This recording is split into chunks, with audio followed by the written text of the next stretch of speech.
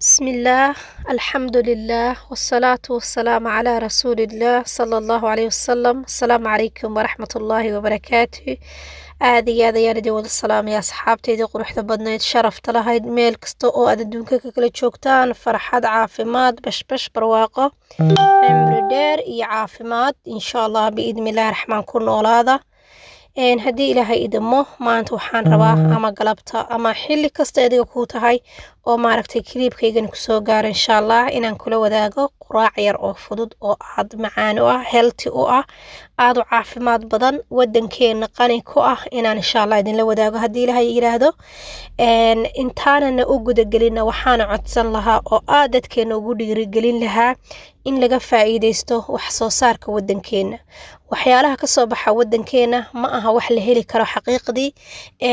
oo ciyaar ma aha yani wax lagu heli karo. wax kasta adduunka waxay ku beeraan bacrin daawo balaay yani waxyaalo fara badan khasab iyo ya Allah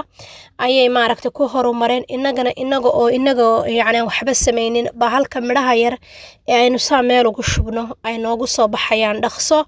caafimaad organic aan cidina heli karin. ilaahay waxaan ka baryaa kuwa wadankooda ka faa'iideysta waxtarkiisa ilaahay haynaga dhigo Allah hayna mideeyo. waxaanu nahay wadanka kaliya ee qaniga ah ee nimcadu dahabkii ku jiro shidaalkii ku jiro saliidii ku jirto haddana maaragtay laga qatan yahay baynu nahay. ilaahay waxaan ka baryaynaa masaalaxa degdeg ah oo khayr qabta oo aynu isku afkarano aynu wadankeena ku dhisano Allah haynoo keeno Allahumma aamiin. ummadda Soomaaliyeed waa dad wanaagsan ilaahay qulubtooda haysu soo wada jeediyo kuwa ilaahay isaga baqan Allah inaga dhigo aamin ya Allah. insha Allah waxaan isku darsanayaa digiro af Soomaali haddaan iraahdo kale anigu digiro baan aqaana magac kale uma aqaan marka af Soomaali la yiraahdo marka waxaan soo qaatay yani sida inta nooc ka kala koobayn aad baan ugu xumahay nalkaan meeshaas iskaga shiday sawirkii wiiga fool xumaysiiyay laakiin insha Allah mar walba waan ku dadaalayaa waan ku rajaynayaa inaan iska joojiyo haddii la haydmo. saddexdaas digirood baan isku soo darsaday insha Allah yani intii isqaadanaysa waa la isla sameeyaa intii isla karsami kartaa waa la isla kariyaa. hadda kan waxa yani saddexdaba waa saddex isqaadan karaya insha Allah. haddii ilaahay idmo anigu kale markaan dhaho yani af Soomaali digir baan oran karaa wax kale aan dhihi karaa ma jirto. wadankeenina lagama isticmaali jirin oo waxa jiri jirtay digirta casiyata iyo ta greenka iyo ta madowba jiri jirtay laakiin bal ilaahay amarkiisa aniga meeshan ka soo jeeday aad looma isticmaali jirin xoolaha la siin jiray dad yar baa isticmaali jiray oo maaragtay wadankeena dhinacyada kale reerba waxbu isticmaalaa adigu Soomaalida meel marka digiruhu waa waxa ugu fiican cunto la cuno ugu nafaqada badan jirkaaga naftaada yani maskaxiyan waa waxa ku dhisaya. marka waxaan sameeyay saddexdii markaan soo dhaqay si fiican baan u dhaqay oo aad waliba in ka badan in saddex jeer ka badan baan dhaqay hadda marba inaan dambaabo inta iraahdo laakiin saddex jeer way ka badnayd. marka waxaan sameeyaa biyahaasaan ku soo shubayaa biyaheedaas marka waan la radinayaa habeenkii baan qasay subaxii baan markaa sameynayaa soo marka habeenkii markaan isaasugu biyahaas ugu wada daray fridge-kan gashanayaa subaxiina waan shiidayaa. dadka waxaa sameyn kartaan hadduu ku yaalo mashiinka oo alaabta qalalan lagu sameeyo waad ku sameyn kartaa laakiin aniga sida waxaan u juice gareystay waxaan u doortay waxaa weeye markaad radisid way kuu jilcaysaa oo easy bay kuugu bislaanaysaa markiiba laakiin haddaad mashiinka cuntada qalalan loogu talagalay ku shiidid waqti dheer bay kugu qaadanaysaa inay bislaato. laakiin waxaan sameeyay si fiican baan u dhaqay waan radiyay biyaheedii aan la radiyayna maadaama nafaqadeedu galayso waan la shiidayaa haddii la haydmo blenderkaas caadiga aan ku shiidayaa. waxaad kaloo samayn kartaa ay mashiin oo kale aad sida waxba ku shiidaya waad ku shiidi kartaa culays ma laha biidnillaahi raxmaan. markaan si fiican isugu wada shiido way xoogaa way badanaysaa markay badatana waxaan sameynaya in yar baan ka reebayaa intaasna waxaan u reebtay yani mar kale ayaan rabaa inaan samaysto haddii la haydmo ciyaalkaana ku siinaya quraac ahaan u siinaya haddana waa cunto qabow adkaysi le markaad cuntid aadan hore u gaajoonaynin. anigu badanaa waxaan jeclahay inaan u samaysto suxuurta oo kale la-aana isniinta iyo khamiista waan iska soomaa sunnihii nabiga calayhi salaatu wasalaam ajarna waan ka helayaa dhaayadna waan ka helayaa caafimaadna waan ka helayaa ilaahayna dad dad iyo dunyaba ilaahay wuu igu barakaynaya dambi dhaafna ilaahay waan kaga helayaa miisaankayga xasanaadkana ilaahay wuu igu cuslaynaya dhammaantiinna waxaan dhihi lahaa idinku wada boorinaya maalinta Isniinta iyo maalinta Khamiista labada maalmood aadka yacni u wanaagsan inaad soontaan rasuulkeeni sallallahu alayhi wasallam soomi jiray laana cuntada tan aynu intaa cunana break ka qaadanaysaan caruurtana haddaa rabtid cuntadan ina caruurta bartid ku sasab matalan wadankeeni baa laga cunaa cuntadan maxaratay anada ciyaalkii waxa u yaqaaneen maxayatay quraacdi ayeeyo waxaan dhihi jiray hooyaday baa noo karin jirtay ciyaalkaan iskaga sasaba xaqiiqdii dhulkeeni maba laga cuni jirin laakiin aan ku jeclaysiyo wadankoodii waalidiintooda